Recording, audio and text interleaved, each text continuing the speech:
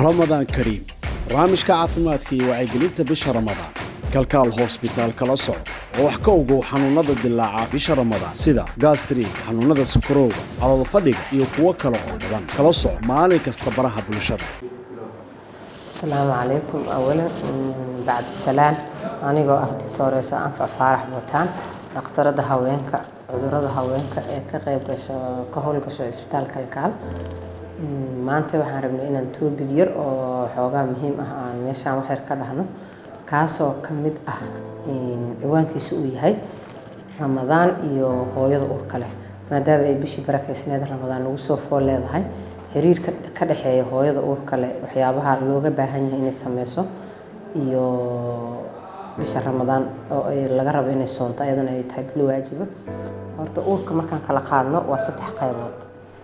saddexda bil ugu horeyso saddexda dhexe iyo saddexda dambe sagaalka bil saas waaye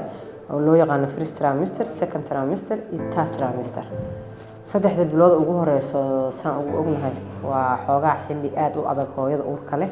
oo ay kamid tahay xilliga ay dareemayso walaca lalabada matag hooyooyinka qaar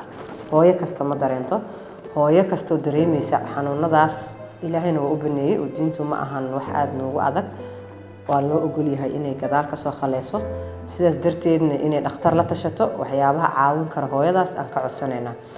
saddexda dhexe ee ah qaybta dhexe waa xilliga hooyadu ay ugu fiican tahay jir ahaan ama cunuguna uu sukuriina sameynaynin oo uurku ugu dhaxdhaxaadsan yahay wax dhibaato ah hadda ay caafimaadka ku leedahay ma aragno saddexda ugu dambeeyso oo hooyada uurka leh oo ku jirta bishii 7aad 8aad iyo 9aad waa marka ugu muhiimsan oo cunuga koriinada sameynayo waa marka hooyada HB-geeda iyo nafaqadeedii kor in loo soo qaado la rabo maadaama ay dhalmo isku diyaarinayso muhiim waxa ay u tahay inay hooyadu la xiriirto dhakhtar la tashato in ay soomi karto iyo in aysan soomi karin saddexdaas bilood dambe sababtay tahay cunuga waxa ku imaan kara waxyaabo la dhaho hypoglycemia oo ah in hooyadu ay ka cabato had iyo jeer la nuuxsadka cunuga